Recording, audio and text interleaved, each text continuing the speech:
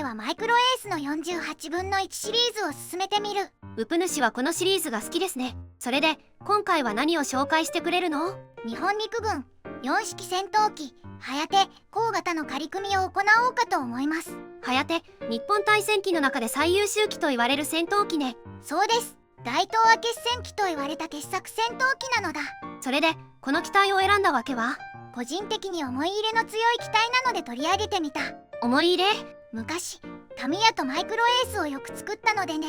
このマイクロエース版は大滝の金型になるのですね。そうそう、シリーズ特有のリベット表現が特徴的なキット。動画で仮組みを行うのは大滝版なのね。アリーに移ってから金型の傷みがひどくて、はやてに至っては透明パーツが特にひどい。もともと透明度に問題のあるシリーズですしね。えぐれたような傷がついているので修正をどうこうするレベルではない。このレベルの傷だと普通にパーツ請求レベル。新しいパーツを注文しても同じ金型で作られてるので同じ状況のパーツが送られてくるだけかも。なのではやては中古で大滝版を選んだ方がいいかな。なるほど、それで大滝版を使って仮組みをするのね。とその前に他のメーカーの状況を説明します。お願いします。48分の1だと最初にタミヤから1972年に発売されたこのキットは一部がオーモールドだけど基本的には凸モールドのキット。そして翌年の1973年に今回取り上げる大滝版が出た。このキットは1986年にアリーからも発売され最近はマイクロエースとなって発売されている。ウプ主が作っていたのはこの2つね。そして1999年に長谷川からこのキットが決定版となっているのかな。日本対戦機で最優秀機と評価された機体ですが販売してるメーカーは少ないのですね。そうそう、なので長谷川が出した時は本当に嬉しかった。というとタミヤと大滝版に不満があったのね。それは仮組みの中で説明できればと思うのだ。まずはパッケージ内容を確認するのだ。お願いします。パッケージイラストはムスタングと空戦中の4式戦闘機はやてなのだ。機構第47戦隊の所属機ね。帝都防空戦を描いているのかしら。1945年の3月に硫黄島が落ちてからは B29 のお供にムスタングがついてくるようになった。なのでムスタングとの空戦を描いているのね。では中身を開けていくのだ。グレーのランナーが3枚、透明パーツが1枚、デカールは3種類。組み立て説明書なのだ。塗装図、マーキングは3種類。飛行第73戦隊第2中隊所属機、飛行第1戦隊第1中隊所属機、飛行第47戦隊第2飛行隊所属機となる。なるほど、デカールの一部が切り取られてますね。中古で買ったのでこの状態だった。マーキングは塗装で行う予定だったので問題ないかな。なるほど。マイクロエース版は飛行第47戦隊のみとなるかも。部品点数は47点、48分の1にしては少ないパーツ構成ね。ではマイクロエース48分の1、日本陸軍4式戦闘機はやて高型の仮組みを始めるのだ。最初に操縦席なのだ。ふむふむ。操縦席は全部で5パーツ構成。計器パネルはモールド表現となっている。モールドというか突線ですけどね。操作パネルは操縦席床のパーツと一体化されている。座席はこんな感じなのでパイロットを乗せて隠したいところ。パイロットはいつものこの人。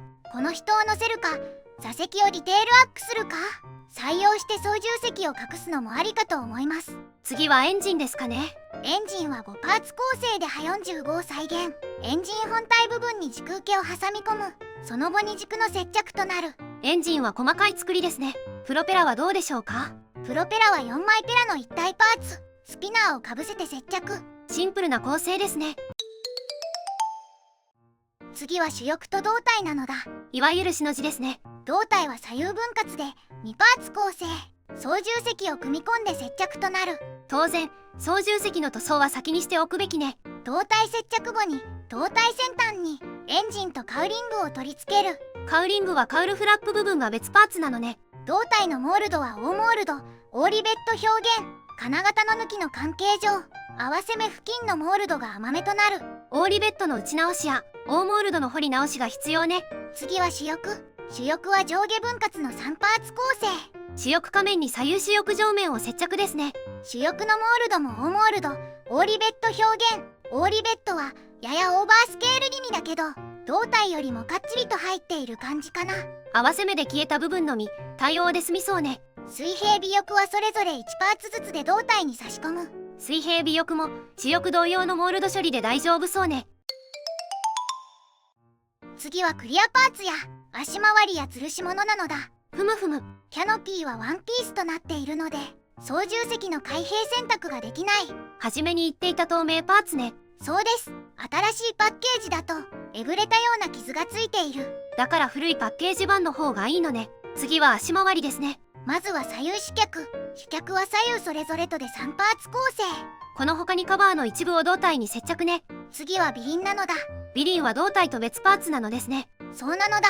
後々折らないように慎重に取り扱わないと。最後は吊るし物ね。吊るし物は主翼下に増装が2個となるのだ。最後に総評なのだ。